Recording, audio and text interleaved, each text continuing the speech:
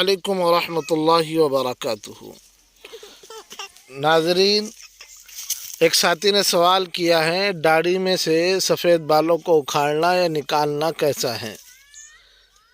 जवाब इसका है, मोमिन के लिए सफ़ेद बाल जीनत का बाइस है और अहादीस से मालूम होता है कि जो शख्स दीन इस्लाम पर कायम हो और इस हाल में बुढ़ापे में दाखिल हो जाए तो ये सफ़ेद बाल क़यामत के दिन उस शख्स के लिए रोशनी का बाइस होंगे। इसलिए दाढ़ी में से सफ़ेद बाल उखेड़ने से इज्तनाब करना चाहिए। सफ़ेद बालों का रंग मुतग़य्यर करने के लिए खालिस सियाह काला खिजाब के अलावा कोई और खिजाब लगाना जायज़ है। अलबत्ता किसी शख्स के बाल क़ब्ल अज़ वक्त सफ़ेद हो गए हों तो ज़रूरत की बिना पर, जबकि महज ज़ेब व ज़ीनत मकसूद न हो, तो सफ़ेद बाल चुनने की गुंजाइश है।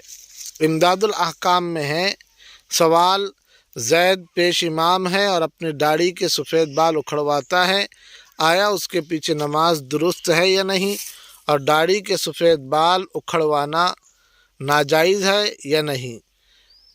अल-जवाब, अगर ये शख्स क़ब्ल अज़ वक्त बूढ़ा हो गया हो तो तब नत्फ़ शैब यानी बालों को उखाड़ना जायज़ है, बशर्ते के महज ज़ीनत की नीयत न हो, बल्कि इरदाए ज़ौजा यानी बीवी को राज़ी करना मकसूद हो या और कोई ज़रूरत हो।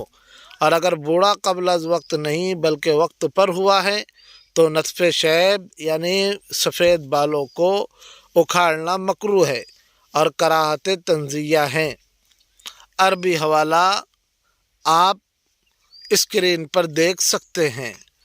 अमर बिन शुऐब अन अबीही अन जद्दी की सनद से रिवायत है कि रसूलुल्लाह सल्लल्लाहु अलैहि वसल्लम ने फरमाया, सफ़ेद बालों को न उखेड़ो, क्योंकि बुढ़ापा यानी बालों का सफ़ेद होना मुसलमान के लिए नूर है। जो शख्स हालत इस्लाम में बुढ़ापे की तरफ कदम बढ़ाता है, जब किसी मुसलमान का एक बाल सफ़ेद होता है तो उसकी वजह से अल्लाह ताला उसके लिए एक नेकी लिख देता है और उसका एक गुनाह मिटा देता है और उसका एक दर्जा बुलंद कर देता है। अबू दाऊद में ये रिवायत है, इब्न हिब्बान ने इसे सही कहा है और इमाम तिरमिज़ी और नववी रियादुस सालिहीन ने इस हदीस को हसन कहा है।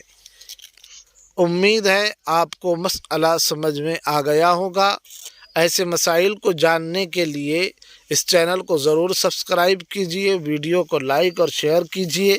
आपका कोई मसला हो तो स्क्रीन पर नंबर आ रहा है, उस पर व्हाट्सएप के ज़रिए से आप अपना सवाल पूछ सकते हैं।